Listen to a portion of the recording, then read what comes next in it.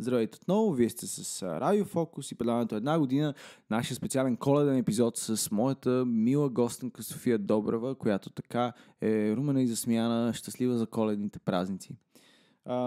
София, аз исках да питам преди последната ни категория, която ние сме кръстили алтернативни коледни песни, а именно, може би, песни, които хората не знаят и не слушат толкова често, колкото другите. Исках да те питам какво мислиш за коледните филми. И тях ли мразиш толкова много, колкото коледните песни? Абсолютно да. Абсолютно да. Добре, тогава стигаме до горещия въпрос. Какво значи коледен филм за теб? Какво е коледен филм? Коледен филм е доста чизи филм. Аз си го представям, може би, моето детство, когато единствената алтернатива беше телевизор. Нямаше Netflix и може би затова го свързвам нещо в стилистиката на Сам вкъщи, типичните 90-тарски филми. Добре, Сам вкъщи.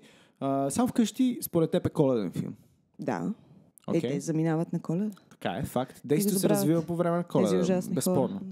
Добре, тогава какво мислиш за Умирай трудно? Умирай трудно коледен филм ли, защото действието също се развива по време на Коледа и в 3 епизода?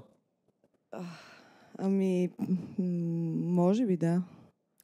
Добре, ето чухте го тук. Големия въпрос, Умирай трудно коледен филм ли е според София Добрева? Да, за това трябва да бъде забранен, заедно с всички други. Официално Умирай трудно е най-хубавия коледен филм, каза София Добрева.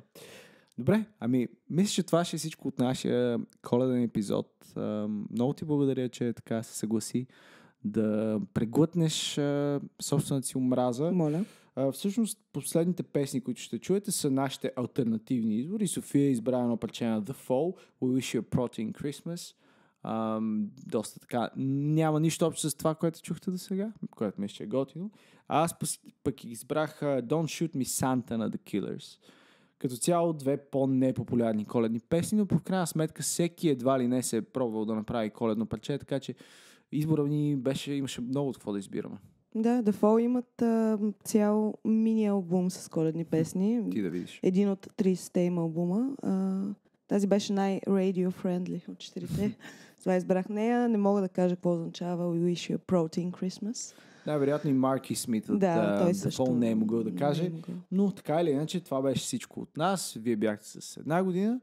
Много ви благодаря, че ни слушахте.